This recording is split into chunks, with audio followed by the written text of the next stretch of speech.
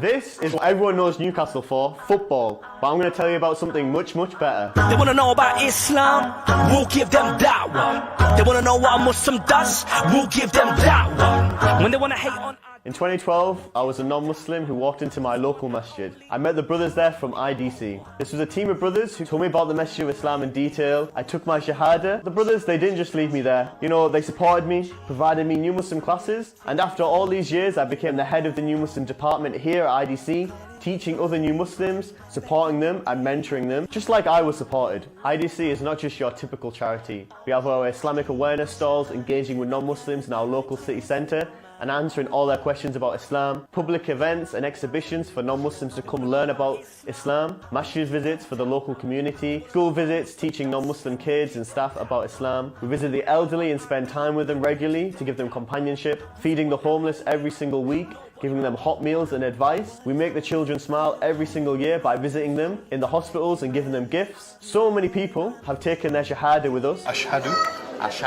an la ilaha illallah. Because of this, we then provide new Muslim classes for them and support them on their journey. Please, please, please give whatever you can. Do you know how much you can afford? Better than myself. Some of us can give £10, some of us can give £500, and every single person that accepts Islam, you will get a portion of that reward.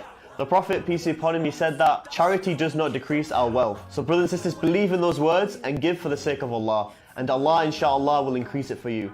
Click the button and donate now. They want to know about Islam, we'll give them da'wah. They want to know what a Muslim does, we'll give them da'wah. When they want to hate on our deen, we'll give them da'wah. Assalamu alaikum wa rahmatullah, brothers and sisters. Welcome to Dawah Hour. You're listening live and watching live on Newcastle Fast FM and on Islamic Diversity Centre. Brother Nadeem. Brother Sohail. Assalamu alaikum. How are you, bro? I was enjoying that. I was enjoying that video. It's very, because I had it on loud on my microphone. It was loud on mine as well. And Richard Cooper and it going in, mashallah. It was a nice little video, alhamdulillah. Alhamdulillah. We did that video in last year. I think we made that video, alhamdulillah. And, very energetic, mashallah. Jazakallah khair. Again, it's just all about the work that we're doing and supporting the dawah work that we're doing, alhamdulillah, here in the northeast of England. So I've put on the links as well if anyone wants to help out and support. All you got to do is go to idcsupporter.com to make a regular donation, or you can go to supportidc.com to make a one-off donation, or paypal.me/Islamic Diversity. Brother Nadeem, how are you, man? We're getting some brothers and sisters who are now joining us. Assalamu alaikum. Yeah, alhamdulillah, I'm well, bro. Just a bit of a hay fever attack, but alhamdulillah, just to make things interesting in Ramadan, mashallah. Alhamdulillah. So before we get interactive straight away, because mashallah, this show has been interactive from the offset, just a little reminder for myself, inshallah. And the beauty about giving these reminders, brothers and sisters, is that, it really does affect you. And there's never enough reminders, never enough, inshallah. Yep. So the reminder is a very, very short, very simple one. It's that something that we forget when we're all busy in the dunya. We're always busy in dawah projects, charity projects, educational projects. We just forget this. And that is remembering death and the hereafter. This is something, we always forget, but it should be the one that we should be always remembering. As the Prophet ﷺ, his hadith, that remember death often, for it is the destroyer of pleasures. And pleasure is something we're always trying to struggle against. So, one of the things I want to do more, inshallah, in the last 10 days and after Ramadan, is to remember death, and one way, and the akhirah in general, but just study and look at and remember Jannah more. Because Jannah is our award. Jannah is our massive reward. Jannah is what we should be striving for. So all of our hard work in this life, all of our efforts, whether it's dawah, ibadah, helping charity, for example, helping Islamic Diversity Centre and other amazing projects, and giving your sadaqah, giving your zakah, giving your support, all that hard work, all that blood and sweat, inshallah, it's to get to Jannah, inshallah. So the thing what we need to do is maybe learn about Jannah in a bit more detail, rather than the few verses that a garden beneath which rivers flow and this and that. So maybe specifically learn about Jannah and ayats and hadith, and there's a lot of literature. And remember that. And that will, number one, motivate you to work hard for the da'wah and for ibadah. But also it will clear your intention. And it's something which is positive. It's motivating to look at, because sometimes we don't see the results here, especially in the da'wah, because we leave the results in the hands of Allah. Our job is to convey. What we are seeking reward, and the ultimate reward is Jannat al-Firdaus. So if we see the prize, if you think about the prize, if we read about the prize, I mean, sorry, not see the prize, because we can't see Jannah, of course. No eye can see, no, we can't hear, smell, or think of it. But just read about it, inshallah, Quran and Sunnah, from the authentic narrations. That will really motivate us, inshallah. So just a quick reminder about roaming Jannah more. Jazakallah khair. Assalamu alaikum. Alaikum salam wa rahmatullah. No, you know who look it is? Not you, Imran. Ed Candido from Brazil, mashallah. Oh, yeah. SubhanAllah. Brother Eddie. Mashallah. MashaAllah. Oh, man. May Allah bless his brother. Salam from Brazil. Alhamdulillah. We've got a few brothers and sisters listening now. Reba, Farheen. Looking forward to another show, inshallah. Inshallah. Amazing show, inshallah. Sister Fatima, wa alaikum salam. Tahmina, wa alaikum salam wa rahmatullah. All right. Brother Imran, how are you, man? Good, bro. How's things? Alhamdulillah, good. How are you keeping? Yeah, not bad. Alhamdulillah. How's Ramadan's Ramadan flown by today. Ramadan's flown by this year, man. Really quickly. Blown by, bro. Yeah. Alhamdulillah. How are you, brothers? Yeah, alhamdulillah. Just got a bit of a hay fever, but other than that, alhamdulillah, all good. So I'm going to be sniffing throughout the show. I'll try and mute myself as much as possible when I'm not talking. So, bro, what I thought we'd do is maybe, inshallah, I hope you can lead the conversation a bit more on this, which is to discuss some selected verses of the Quran about dawah, because I think this is something I discussed with you, Imran, a long time ago, a few times, which is we're not using Quran enough. We got it as a basis, but in our actual dawah conversations, we're not using maybe the Quranic ayats as much as we should and bring it into our conversations. Sometimes we get too philosophical, too much, as we say, kalam and this and that. But and especially when you compare to Christians, the whole conversation is biblical narrations, biblical evidence, John this, Deuteronomy this. So we should be doing that more, inshallah. But before we do that, Imran Saab, and I'll get you some time to think, inshallah, there's a few questions from last week. I'll just take one, and then maybe get time, we'll take others. Is that because there are some sisters online? Sister Halima asked from last time, which we didn't cover, is can women do dawah online, and should you be a sheikh before you do dawah? So I don't know if she means two different questions there. So can a women do dawah online, and should you be a sheikh before you do dawah? So I'd love to hear Sohail's quick thoughts on that, and then maybe I can come in as well. You want me to go first, or you want this guy to go first? You go first, inshallah. I'll go first. Okay. I mean, look, I am all for it. To be honest with you, I think. Look, I mean, my advice is as follows. So long as it doesn't go against the Islamic teachings, so long as it doesn't make a person fall into haram, do it. Yeah. Right. Especially when it comes to the dawah. By the way, they're asking online, so that's what I'm saying. So do it. I don't see a problem with any. But obviously there's pitfalls as well. How would it be haram, bro? Just to be specific. How? Okay. Look. I mean, if we're talking about haram in the sense that it could be because it's a private conversation, maybe between two individuals, a male and female, that could cause issues and cause problems. So I wouldn't go down that route and go down that line. And again, that applies for brothers as well. That applies for brothers as well when they're doing dawah to sisters, right? It works both ways. Don't just think it works one way only, guys. It works both ways. So that kind of thing can cause issues. But look, I mean, there's so much scope and avenue for dawah in different ways. Whether it's through blogs, whether it's through writing, whether it's like learning how to like do graphic design work and things like that, and making these little infographic things. These are really powerful. So these can all be used. I'm feeling a bit controversial, Sohail. What about sisters making videos? Because YouTube is a really powerful weapon and tool for dawah. So what about sisters making videos on YouTube? I don't know. I'm not gonna. I don't know whether that's a right thing to do or wrong thing to do. I mean, like I said, I think the way I look at it and the way my principles works, if it doesn't fall, if it's within the Islamic teachings and the Islamic framework, and it doesn't make a person fall into haram, then by all means, Bismillah, work towards it. Go do what you need to do to get the message of Islam out there and make Allah's word highest. And that's the way to go forward, I think.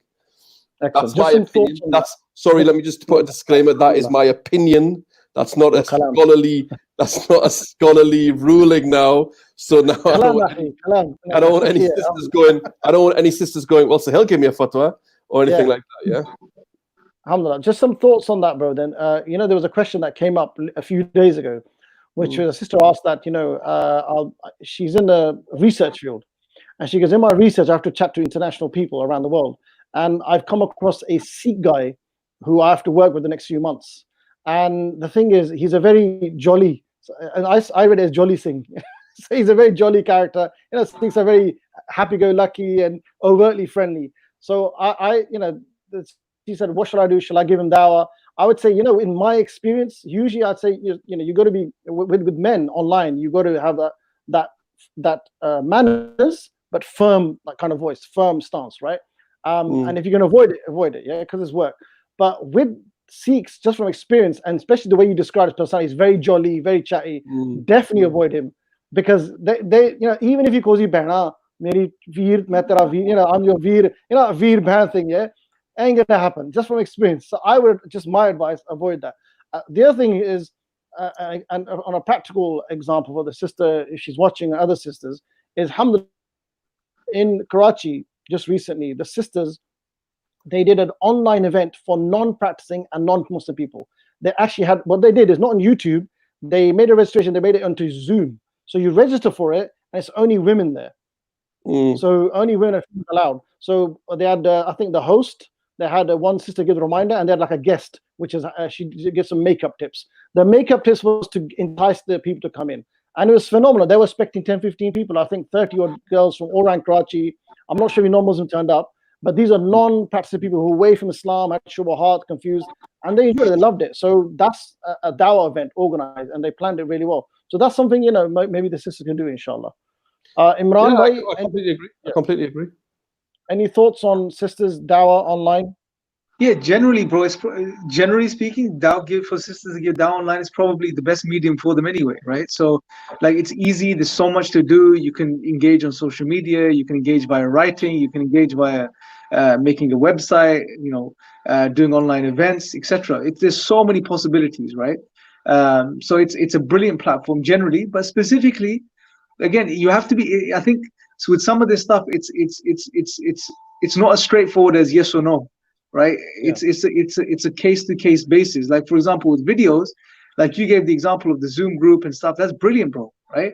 I mean, as an idea, people should run with that. Sisters should run with that. It's brilliant. Like you get, and you can even 100 people there. You can have a big you can audience. get loads of people. And you can do it from the comfort of your own home. You don't have to you have to exert too much effort in doing so. It's all.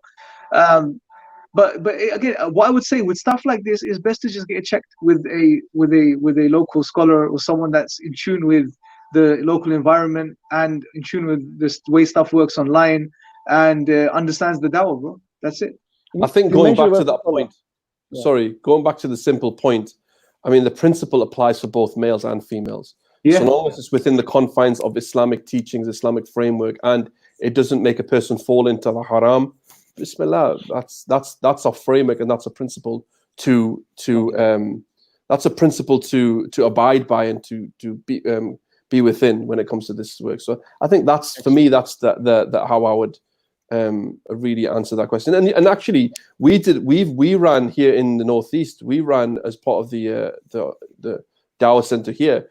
A few years back, our sisters organized a women's only conference. Yeah, and I mean, just for the sisters, this is something that might help. Like pick, when you got like International Women's Day and things like that. These are perfect days and perfect occasions for you to just show the beauty of Islam from the woman's perspective, right? And to do an act, set up a conference, set up an event. And so they set up a women's only conference, a women's conference on Muslim women. And I don't know what happened exactly. I didn't go, so obviously. You didn't go. Okay. So You weren't invited. So, but I mean, things like they did, like they talked about the hijab and the rights of Muslim women, the status of women, and things like that. So I mean, look, things like that I think really are beneficial, and they're you know, opportunities there for people to do it and take those opportunities to do that. Brilliant, bro. Allah knows best. I've got a question for Imran, but before that, I've observed the Islamic Diversity Center and Newcastle FM are on. Anyway, that's just some observation. Wa alaikum salam. I'm just joking, bro. Don't all right. We've got some more salams. Yeah, Newcastle FM. Yeah. Wa alaikum salam wa rahmatullah. Yeah, I was going to say, sister. Wa alaikum salam wa rahmatullahi wa barakatuh. Wa alaikum salam wa rahmatullahi wa barakatuh. Sorry. Well, I was going to say, wa alaikum salam, and also Sister Salwa and Sister Aqsa and Sister Hira, who are saying salam. Are you sharing this as well? Because the default should be wa alaikum salam and then share, inshallah.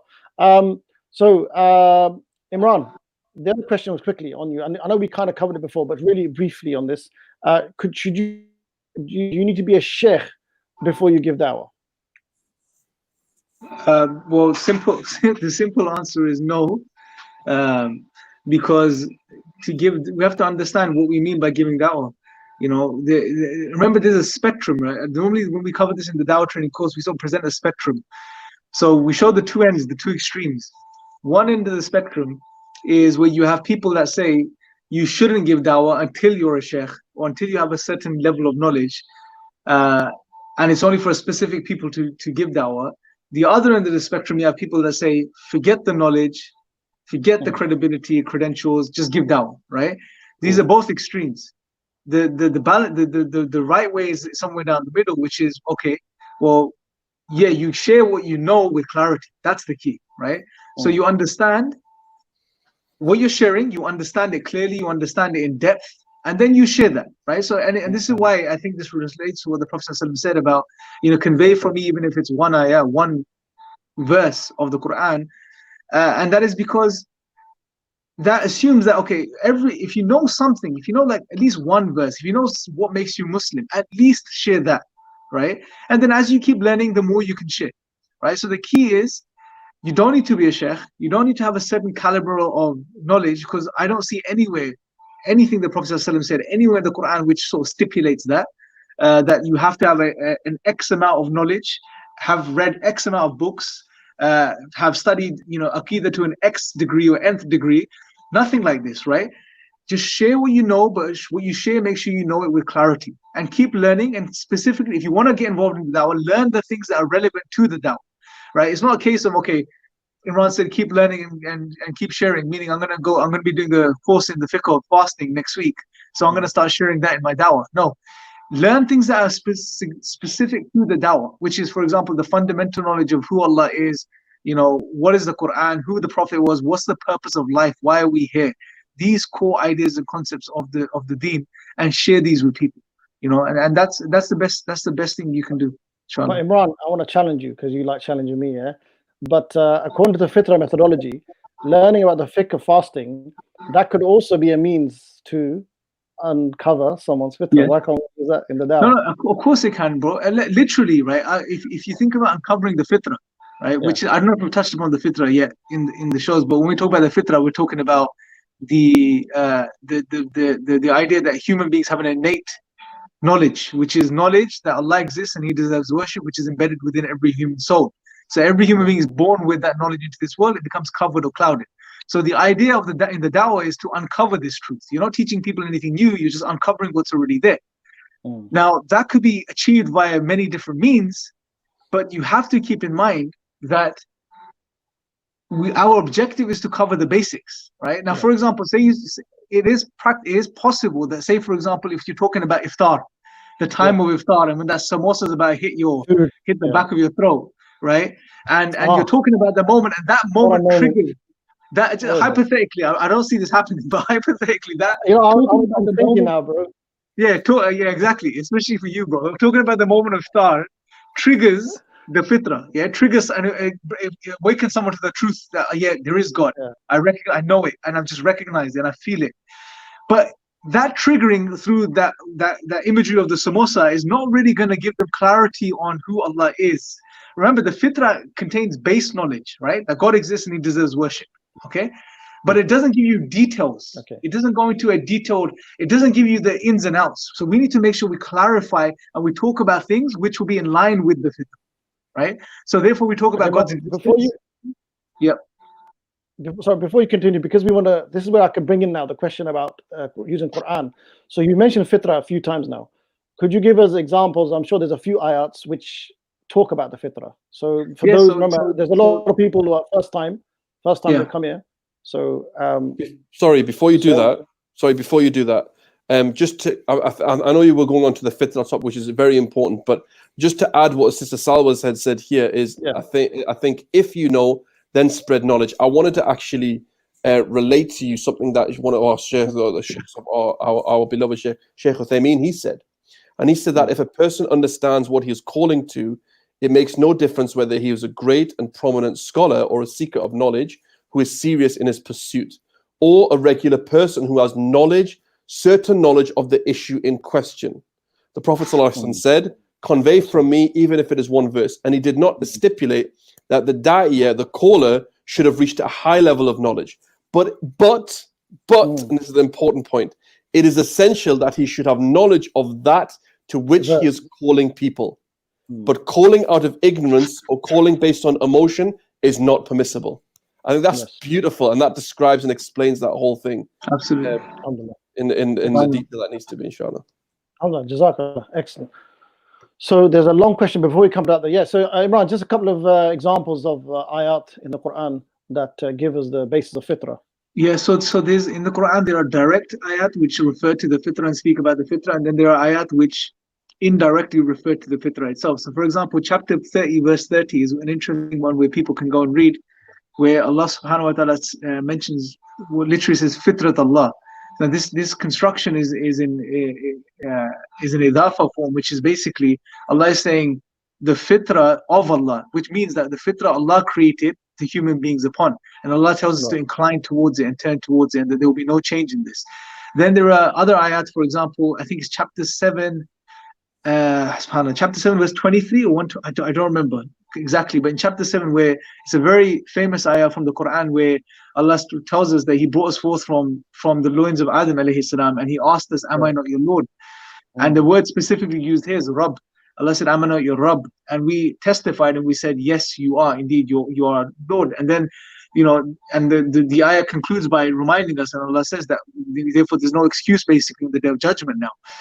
So here some of the scholars tell us that this was that moment where that reality that Allah, not only that He exists, but He deserves worship, was embedded within the human soul, within the human fitrah.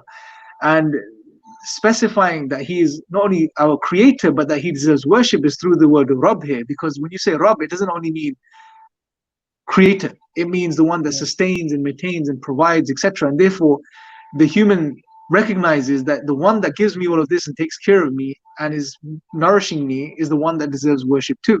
So these realities were instilled within the human soul at that point. There are other verses which indirectly refer to the fitrah. Many, no specific ones are coming to mind. Even in Surah Al-Baqarah, in the beginning, bro, the first several ayat, they are Allah says that this is the Quran is a guidance for people of taqwa, and then Allah further later on refers to that that they are or mentions that they are the people who are already upon another type of guidance from the Lord, right? So the people of taqwa are people who already have a type of awareness of the Creator, and those people are the ones that will truly benefit from this Quran. So there are direct and indirect verses referring to the fitrah. Even the Prophet ﷺ, many narrations of the Prophet ﷺ referring to the fitrah. A very famous one where he said that every child is born upon the fitrah, but it's his parents that make him a Jew, a Christian, or a Magian, a fire worshipper. Highlighting, giving us insights in some very deep points, which are one being that children are born upon the fitrah, but their parents and by extension their society and their upbringing cloud that reality and cover it. Yeah, alhamdulillah. Just want to, just want to quick clarify something. Is that when I explain fitrah, from what I've learned, is that Allah, Allah exists. He is one in His nature, and He deserves all glory and worship. Would that be the right way of explaining it? I mean, it could be just terminology, or because when you were describing one, you talked about, you know, he sustains, he maintains, so that covers oneness. So when you're explaining either in training or having a conversation with another Muslim and explain this, is that okay to say that, or like 3 points? One, he exists, he wanted to maintain his worship. Yeah, we have to be careful. So there's a few things here. Just give you a few nuances because you mentioned this. Well, we need to remember that it's an awareness, right? It's a knowledge which is embedded within us, but the way we can rationally access it is not in a way where it's as clear as day, right? Where my fitra is awakened now, I understand exactly the breakdown.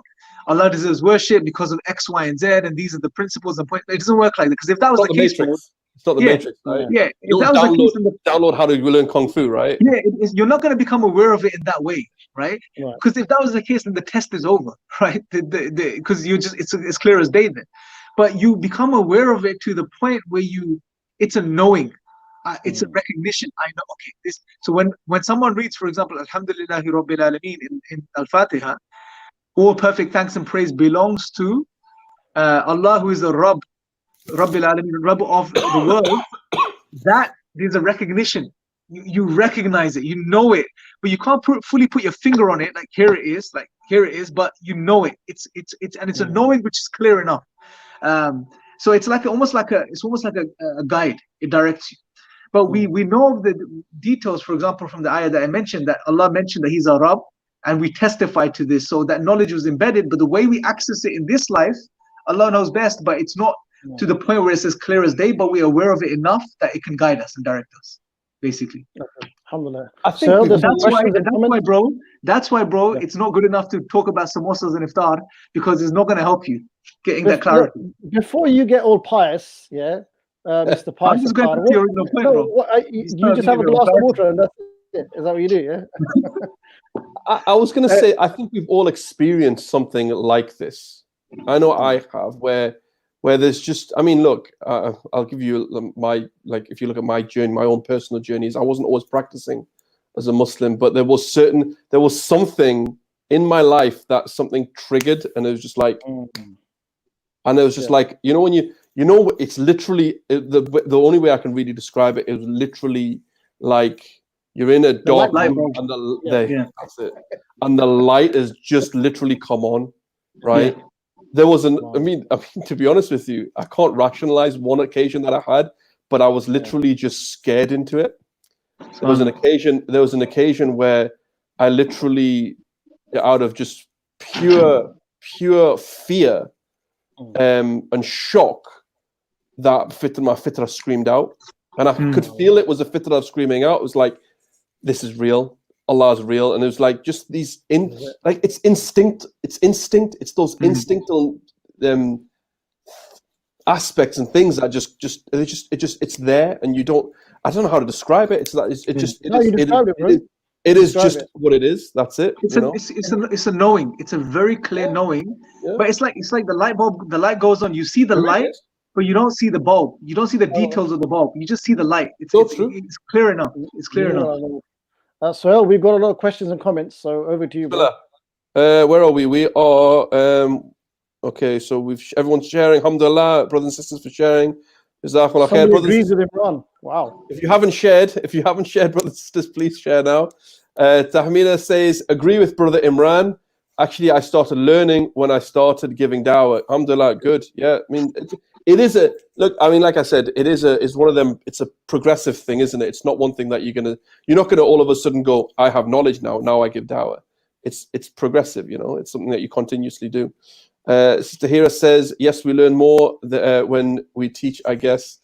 I've got a long question, and I'm gonna come to it because it's a face palm moment when I look at this question and I've read it and I'm like, but that was just a little sneak peek to it. But Imran, when I read this question out to you, Imran, I want to see your reaction, right? Let me just go through some salam alaikum. I've got salams here. Ayman from Honduras. Our beloved brother Ayman, mashallah, from Honduras, right? A lot of South Americans are coming today, mashallah. What time is it? Alhamdulillah. Okay, how to give dawah to people who consider themselves perfect knowledgeable, but they actually need. We'll come back to that.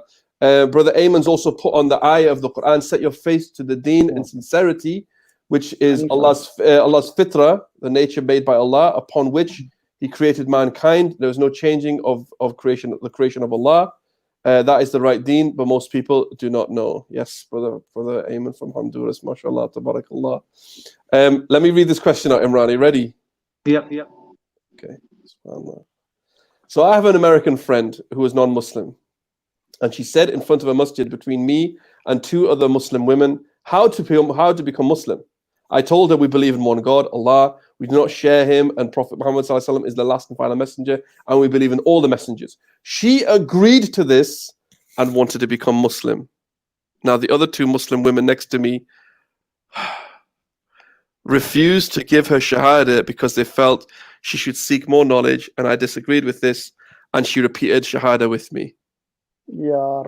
She did repeat it. Alhamdulillah, she did. I mean, I'm glad that happened. I'm so glad that happened in the end. But I mean, you know, when we talk about knowledge, a little bit of knowledge is a dangerous thing. In this instant, the little bit of knowledge being a dangerous thing is on the other side of people not ready to take the shahada because they don't feel that the person's got enough knowledge. That statement needs knowledge. Yeah. And it's like, wow, how could you, like, I mean, look, there were people during the time of the Prophet ﷺ that said, yes, we have Iman. But no, they hadn't have Iman. They just submitted. They were Muslims. Allah talks about that in the Quran, right? There's an ayah which talks about that. They said, now we have faith. No, you don't have faith. You've submitted. You've submitted. Your development and your progress and your process of becoming and learning more, your Iman then builds and your Iman then grows, right? So, but, you know, taking the Shahada is so important if they understand the basics, foundations of there is only one God worthy of worship, and there's nothing worthy of worship except for Allah, and that Prophet Muhammad ﷺ is the messenger of Allah. Like the sister said, you know, I did they understand the basics of it, and I know, and I don't know, maybe I'm being a bit too harsh on the other sisters because I can kind of see the perspective. You can appreciate this perspective because sometimes none of us want, and I'm sure everyone here agrees, none of us want that trophy shahada or that just like that confetti shahada of just like, yeah, you're Muslim now, well done. But at the same time, if someone's ready to accept Islam based on the foundations of it, like at least they're on the right side of the fence. And that's for me is the most important thing.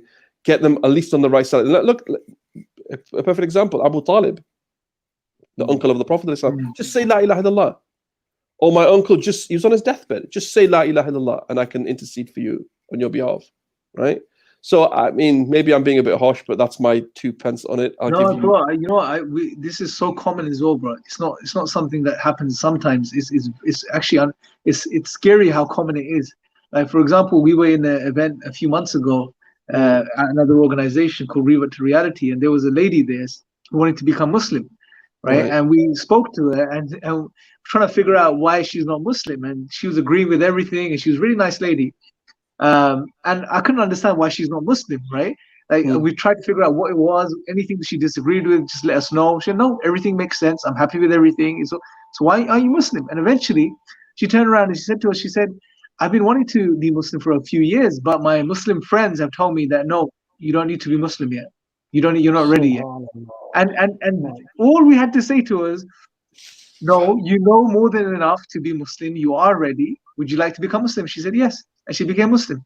So it was all these years, bro. She could have, like, if you think about it, 2 or 3 years, however long it was, she could have passed. She could have died in that time. Yeah. She could have. I was gonna say she could have died. That's the and there was no barriers. There wasn't any barriers other than the ones that we made up. You know, the things that shouldn't be a barrier. It's crazy. It's fun. Like Sister Salah says, to add on to that, I thought the other 2 Muslims had no right to make this decision for our American friend. What she wants, also what Allah wants. Also, what if, like we just mentioned, also what if she died that day? We as Muslims need to teach her and become always in contact with her, which is a very huge part of the whole dawah process, which I think gets missed a lot. Is what is the aftercare? What level of aftercare are you giving to these revert brothers and sisters? And I'm going to give a quick pitch, okay, or a quick side point on this. We have our fundraiser coming up. Plug in. I'm going to plug it out. It's my shameful plug, right? Where's it going? Yes, we have our fundraiser today after this show, and it's going to be about new Muslims. It's all about new Muslims. Brother Richard's going to be our head of new Muslim support for the brothers, and Sister Sarah is going to be coming on later on for our head of sisters. Is going to be coming on and telling you a little bit more about our new Muslim support. But that's going to be after this show, inshallah. So, and I want to acknowledge your work, mashallah, because I know not many organizations have done a lot of work on new Muslims. Like maybe just a bit here and there, just a few things. But mashallah, I know you guys have done some proper hard work. You've taken it seriously. You have to. And you've done some bro. well. Honestly, if I can put it this way, and I know from, I hope Imran doesn't mind me saying so, but when we look at IRA as being I always look at IRA being as that organization, the vehicle that fuels and helps the local Dawah organizations to do their job. Yeah.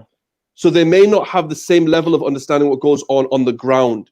I know you guys personally might in your own specific areas, but the strategic look of IRA is the missionary work and the giving the people the tools to be able to do their job. Okay, so the local organizations are using the tools given by, may Allah reward the brothers and sisters in IRA to do that job. But on the ground, when you see what happens on the ground when it comes to new Muslims, I honestly believe that, and I'm not saying this lightly, and I'm not saying it to belittle in any way, shape, or form, but the Shahada is the easy part. Yeah. Right? 100%. The Shahada is the easy part. It's the support and the stuff that you do after that really counts. Yeah. What you do after echoes for eternity. No. Very nicely said, bro. Mic drop moment. Just to add to what you're saying, I absolutely agree with you, bro. But I would even say it this way, that the Shahada is not the easy part. It seems like it's easy when you don't understand the Shahada. The Shahada doesn't happen in the moment, bro. It carries on over a life. Brilliant. You have to maintain that Shahada. Good that Shahada can go. So what happens after, and I'll add to and echo what Nadeem said, that mashallah IDC the proof is in the pudding, bro. Take Richard for example. Yeah, mashallah, the guy, he's phenomenal now. He's actually doing advanced Dawah training courses around the world. Literally, I say about Richard. I was in Netherlands with him a few months, about over a month ago. Right, the guy and he basically, IDC have a lot, may Allah bless them, have a lot to, and he would attest to this as well, have a lot to do with his development as a Muslim and in his Islam. So it's phenomenal what's happening on the ground as well, and people should definitely support this, man. Alhamdulillah. So anyway, sorry, we went on a tangent there. No, alhamdulillah, the tangents are good. Alhamdulillah. Do you want to go through some of these other comments? Yeah. Okay, so one that says, so true, brother, their whole life turns around. Social support is so important. Very true. There was a question here that said, did we answer this one? How to give dawah to people who consider themselves perfect and knowledgeable, but they actually need dawah. Brother Imran. Brother Nadeem. So this is a very common, to be honest, this is not just, it's not just an isolated case for non-Muslims. It happens with Muslims as well, right? It's where people start thinking that they know more than, they just think they know best, right? They know better than God.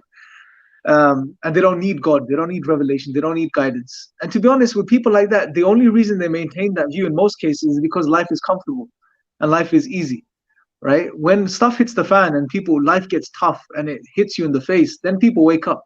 Then they realize, no, I'm actually a very dependent creature that requires so many things, and I've just been deluded into thinking things are good.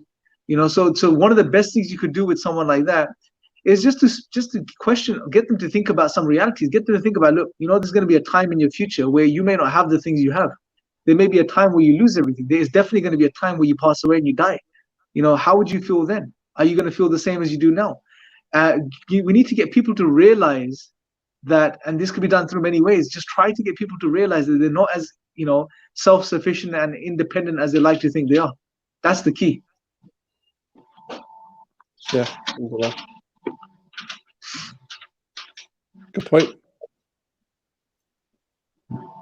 Nadeem? Nothing. I think the only thing I would add is maybe if it's a Muslim, then you have to remind them of ikhlas and sincerity. And you know, you know, Imam. I think I remember the Imam Shafi, who's the biggest, one of the biggest scholars of our history. You know, we know his knowledge, we know his worth, and he said his knowledge is like a drop in the ocean. So if he can say that, then that means that all of us are going to have to keep seeking knowledge. You know, I don't know how. I'm assuming this person is young, so you can never say I've got all the knowledge. So that's could be arrogance. So you have to remind them about arrogance and ikhlas and, you know, the haughtiness and those kind of things. So come from that angle. And you know, sometimes you have to. And again, with the non-Muslims, our basis of our discussion has to be compassion, empathy, warmth, manners, akhlaq, everything. But sometimes they need a little intellectual slap, like a very small, like, you know, a shake up, like do you like something like, and I've done this. I'm just thinking back to conversations in the city of Oxford or in Leicester Square.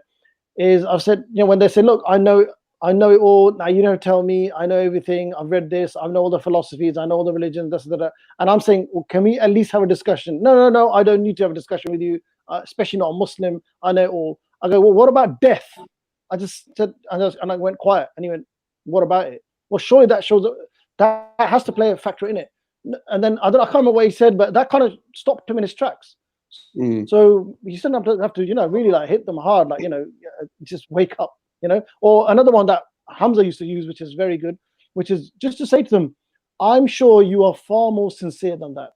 I'm sure you want to have a connection with me. You know, we're not here to see who's the better of the two and a show of arrogance.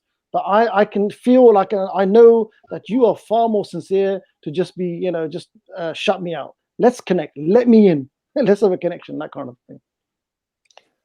It is a hard one, to be honest with you. I think it depends on how well you know that person. If you know the person, then you can, you know. Well, you have to move, at some point. You have to move on as well. You have to say, okay. And yeah, that's what I was about to say. That sometimes I think it, you know, it's like if the person is like, I don't want to say that arrogant. If they are stubborn or like, then, you know, what can you do? That's between, you know, what can you do? You can do what you can, and then you've done your bit. You've done the best you can, and move on. Yeah.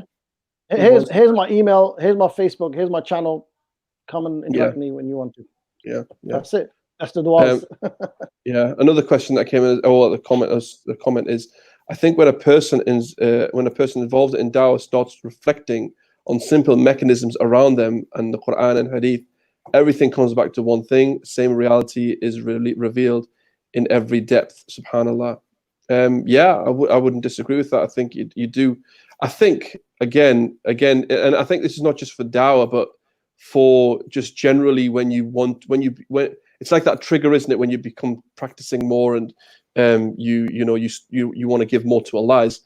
It starts with that reflection. It starts with that simple reflection on where your life going, where you're headed, what are you doing? You know, I can only speak from my own experiences, people around me that I know I've had these conversations with. You know, those deep late night conversations that you might have. I think those deep night conversations are always the best ones, especially in a car.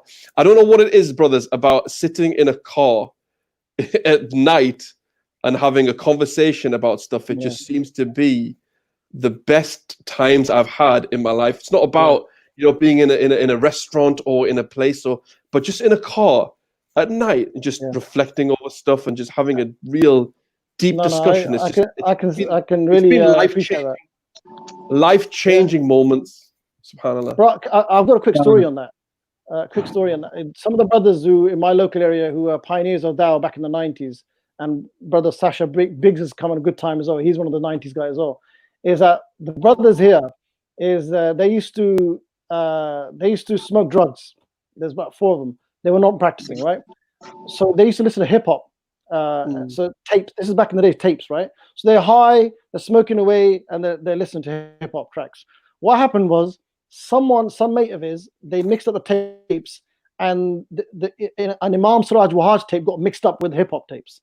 So they're high, and instead of putting a hip hop track, they put in a Siraj Wahaj about death or something, and he was really powerful, right? And they were high, and they were listening to this, and they thought, because he's got American voice, they thought it's just a different style, different genre of hip hop. So the guy was, what's this? And next guy, nah, bro, keep it on. This is good, deep stuff, man. And subhanAllah, that led to them having conversation, deep Bro. conversation, and you know. The beautiful thing about Imam Siraj, may Allah bless him and protect him. The beautiful thing about it, he starts off slow, he starts off quiet. Yeah. And then he goes for all out. And then he's in the middle there's a crescendo. Yeah, bro. When you get that bit, that's when you're like, ooh, wait a minute, you gotta listen to it. But that, bro, that's brilliant, man. I had similar experiences, to be honest. I had similar experiences. It's like Sasha Biggs, he can appreciate, because the late night chat in cars, we used to have that back in West London. So beautiful, man. Beautiful. Well, I just going back to the question Sister Aqsa asked, I had another story to add. Maybe you could try this as well sometimes. This happened in Pakistan, it's International Islamic University, Islamabad, which, funny enough, brothers and sisters, if you ever get to do dawah there, you think Islamic University, everyone's sharif and good and everything, and Usuluddin. I've had the most weirdest questions there, subhanAllah, because they got all sorts of people coming there from all over the world, and they got some crazy philosophies. One guy, he come to our stall, and he goes, he's from the Sindh, and he said, I'm a hello or something. He didn't say salam. He said hello. He had a bandana. I'm Hindu. And the other brothers are, okay, what's going on? And then they kind of nudged me forward, right? So I was chatting to him. I go, so I was trying to tell me about your, I was being really nice. Tell me about what kind of Hinduism, and there's different versions. Then halfway he goes, well, I'm sort of Hindu, but I'm thinking of becoming a Qadiani, something like that. I go, right. So, and then whilst I was trying to understand where he's coming from, he goes, but what do you think of worshipping, becoming like Buddhism or something?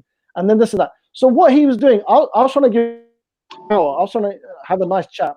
He was taking the mic, and he was being really like arrogant. And then he actually said that, look, I know everything. I told you I'm a Hindu. I'm a Qadi. I go, what are you? And so in the end, I had to raise. I was being nice. I had to raise my voice. I said, can you just shut up for a minute? Yeah. And he went, what? Shut up and just listen. Listen to what you're doing. I went in, bro. Yeah. And that could have gone wrong. But alhamdulillah, he actually calmed down afterwards. He goes, you know what, bhai, I actually need some advice from you. So and then we had a little chat on the side on the bench. So I'm just saying, sometimes it's a show, it's a facade. It's like a show. But I wouldn't advise everyone. This is after a lot of experience. You have to get to know them a bit more, rapport building, and maybe you need to raise your voice a bit, or maybe just come to reality, like, what is wrong with you? Are you just taking a minute? You're not wrong. Are you taking this whole thing so lightly? This whole life and death, you're saying it lightly. He had a little grin on his face and asking these questions. This is a serious matter, bro. And I also said to him, have you experienced a death in your family? That shut him up as well. But anyway, you're not wrong, bro, because sometimes it is just bravado. Yeah. Sometimes it is just literally bravado that they're coming across with, and it's not, Alhamdulillah. Anyway, Islamic University, sorry if anybody, there's some good stuff happening there. I don't know, put it down, but the awkward moment where a brother is actually an ex-student of Imam of Islamic University. Anyway, we'll move on quickly. I'm sure he appreciates. Sister Jav says, Assalamu alaikum. Okay, wa alaikum salam wa rahmatullah. Brother Imran is right. It's not a moment where you take dawah. It takes a lot of time to be guided. Well, true, alhamdulillah. And people suffer during the duration emotionally, physiology, psychologically, and sometimes physically. Yep. Okay. Well, Sasha says, in this social media dawah era, we need to acknowledge those Muslims who do the hard work behind the scenes of really living with the new Muslims, mentoring without partisanship to any genre of Islam. Very true. There is, like I said, you're absolutely right. It is not an easy task. I'm really bad at it, to be honest with you. I like I said, Brother Richard, mashallah, he's our head of New Muslim support, and he has mentors, and I'm a mentor as well. I do mentor when I can as well, and so it's not easy. It is definitely not easy to do, and it's not just about the knowledge side of things, but I mean, the way I looked at it as well, and we've discussed this in our local organization at IDC as well. It's not just about having a dawah mentor, but not a New Muslim mentor, but New Muslim mentor teams. Because it is look, and they are coming from a culture maybe that's different to ours, backgrounds that are different to ours, and so it takes more than just one person. Maybe it takes a group of brothers or sisters to support that brother or that sister. I think that's generally what I find happens a lot as well. So Imran, I want to ask you then, bro. Recently, can you think of situations in a dawah conversation where you use certain ayats? Do you have any certain ayats you use in your dawah conversations? I mean, I hate to use the word favorite because all the verses are amazing, but maybe there's something that you have used in the past in the park in your conversation, so we can use it, inshallah, as well. One of the ayat, and it relates to that point again about if someone is really arrogant and doesn't want to listen, and this is very common, especially in the West. So one of the ayat I use, and something Allah does in the Quran over and over again, He admonishes people by reminding them of the origins, where you've come from and where you're going, right? Because a lot of the time, bro, one of the key factors behind arrogance is where the person forgets about where they've come from and where they're going. We just think in the here and now, in the present moment. I'm alive now. You look in the mirror, you see 20-something-year-old, 30-something-year-old. You think you've always been like this, right? And that creates this sense of arrogance, bro, because you think you're this intelligent human being that's able to do all these amazing things.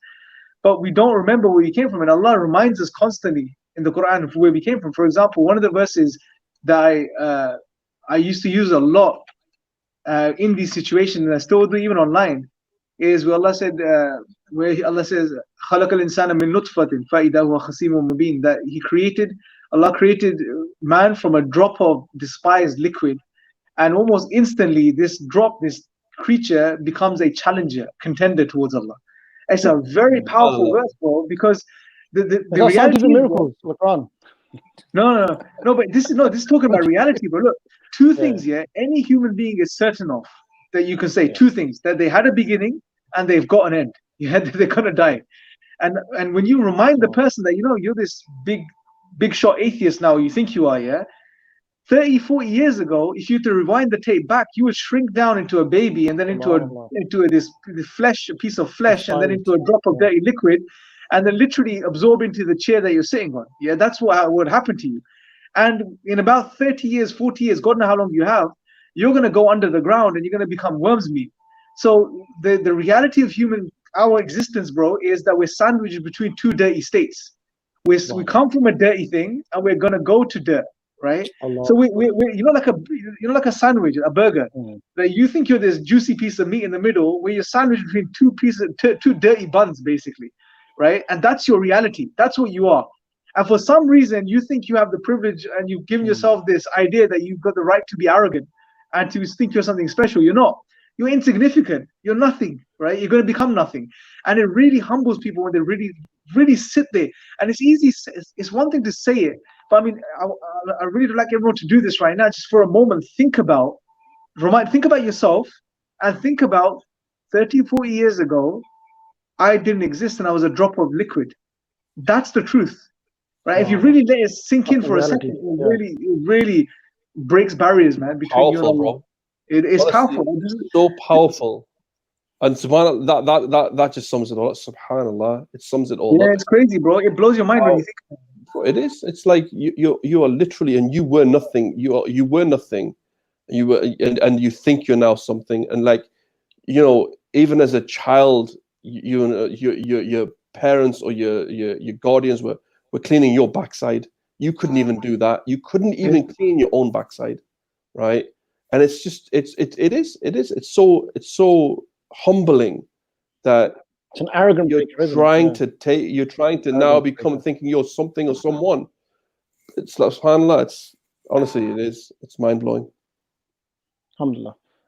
So I want to ask, I don't know if you brothers know the reference of full ayah, but there's that the Quran, which I've done use paraphrased, and this is a bad habit. I want to learn the whole Quran, the verse itself, about multiple desires. Do you know the ayah about that? So man has multiple desires, but there's only one God, or something along those lines. I don't remember the reference, but I know that you're talking about this condition of two men, one that has many masters and the one that has one master. Whose condition's better? That ayah. I don't remember the reference. I'll get it for you now. Very powerful ayah, Quran. I've got a question. Yeah. No, God. Just a quick question before you go. Is that one brother advised that you should learn the Arabic of the verse in the dawah, so recite the Arabic like with non-Muslims. But whereas other brothers said no, it's good to just say the English, because if you're in a dawah conversation with a non-Muslim and you start the Arabic, they may get freaked out because it's a foreign language. But others saying no because it's revelation, it's wahi. So what do you say about that? Should we learn the Arabic, just the English, and surah this and surah that, or you can go to the Zakir Naik style, which is chapter number 1 to number 3, the whole thing, or what do you advise on that, brothers? Well, I personally would say wherever you can, use the Arabic as well, because we know that the Arabic has an effect on the human being, right? So, but you can do it in subtle ways. Like you can sometimes say the English and say, let me just share the Arabic with you if you don't mind, because it has some subtle nuances. Yeah, would you say their permission? Would you say, you can do it in some cases, but in some cases, if you know the person's comfortable, just give them the Arabic, bro. Because one thing you could do when you go straight to the Arabic is it has certain nuances which you can elaborate upon in the English, and it makes that experience far more profound for that person. Yeah, because I've seen brothers in Leicester Square is that they said they say recite some Quran for you, and they've gone for not just a couple of us, they've actually gone in and they start this A'udhu billahi minash shaitan, and the whole thing, and the guys like they did that kind of reaction. So that's what I'm saying. Is it in your experience, should we ask the permission that I'm about to recite in Arabic? And if they are uncomfortable, because it's a foreign language, isn't it?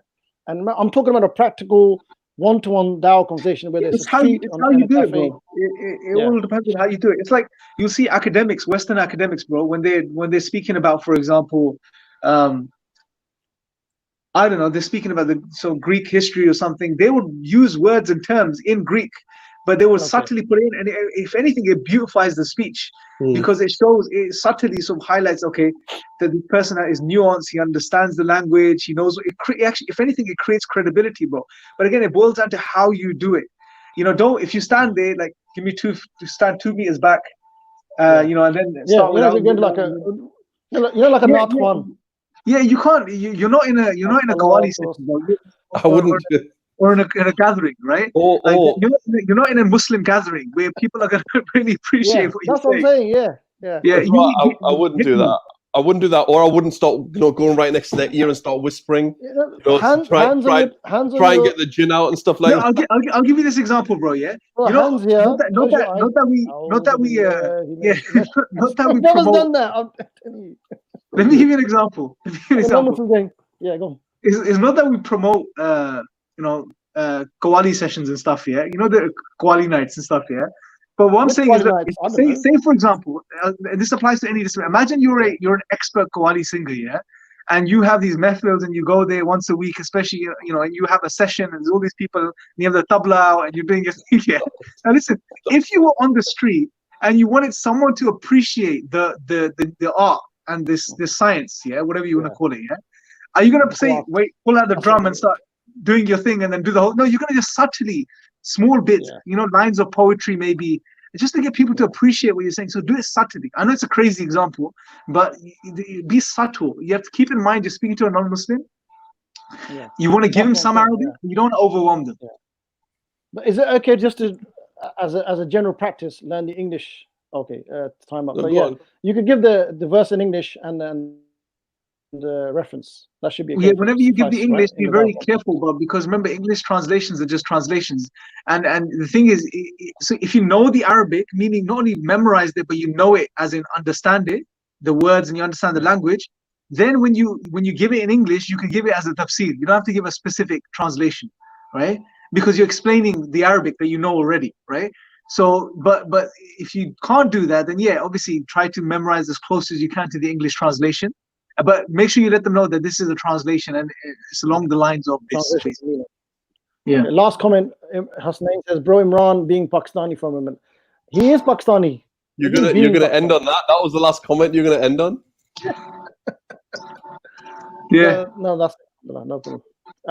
So I think tomorrow, inshallah, we're gonna try and discuss about how to actually practically get involved in dawah, because it's the last show, right, sir? Yeah. Well, I believe so, right? For Ramadan, because tomorrow's the last one, I think. Yeah, tomorrow. Are you going to join us? Carry this on after Ramadan as well, I think. Inshallah, by all means. Listen, it depends if Imran is saying. is It depends. It available, depends. It depends on what people are writing in the comments over there. You want us to would you like us to continue a show like this after Ramadan? Put it in the comments. Would you like Brother Imran Hussain to come on this? Well, this is what I was about to say. If you want this to happen, I need you guys to encourage these brothers and sisters, these brothers to do it, because Fast FM is inshallah able to facilitate if these guys will come on and continue. We may need to change the date. That's the only thing. Weekends may be tricky, but we'll carry this on. That's fine. That's fine. So long as we get people who want to continue it, brothers and sisters, all you got to do is send us an email. Because we don't want to mess up epistemics as schedule. Oh, forget that. Right. Send us an email. Just say we would like to request that the Dawah Hour show continues, and get people to message in, so we can do that. For this show to continue and other shows to continue, it needs funding, isn't it, as well? Absolutely, it does need funding. Very nice little segue to that. So, brothers and sisters, we have a fundraiser coming up for Newcastle Fast FM for IDC, which is the Dawah organization that Newcastle Fast FM is under. We're looking for funds, brothers and sisters, to help and continue the Dawah work that we're doing in the northeast of England. So, please, brothers and sisters, please help and support us. Please share the link. It's going to come on next the show. So please join us for that show as well. I did want to say before we finish off, this show was about using the Quran in our dawah. Brothers and sisters, I can't stress it enough. You have to use the Quran in your dawah. If you're not using the Quran, if you have no connection with the Book of Allah, then the dawah it's not going to be as effective. I don't believe that. 100%. Okay, so please, brothers and sisters, make sure you take that Quran, that book, have a connection with the words of Allah, the speech of Allah, and develop that in your dawah also. On that note, I'm finished. I'll leave you guys to close the show, inshallah, because I've got to go for the next one. No, I think that's it for me. No, good, brothers and sisters. May Allah bless you. Nadeem, bye. May Allah bless you. Inshallah, we'll catch up tomorrow then, everyone. Yeah, tomorrow, inshallah, we'll have a different show, different topic about how to get practically involved, how to practically get involved in the dawah, online, offline, whatever. So we'll give some ideas. So have your question, comments on that, inshallah. So yeah, Jazakallah khair. Assalamu alaikum wa rahmatullah.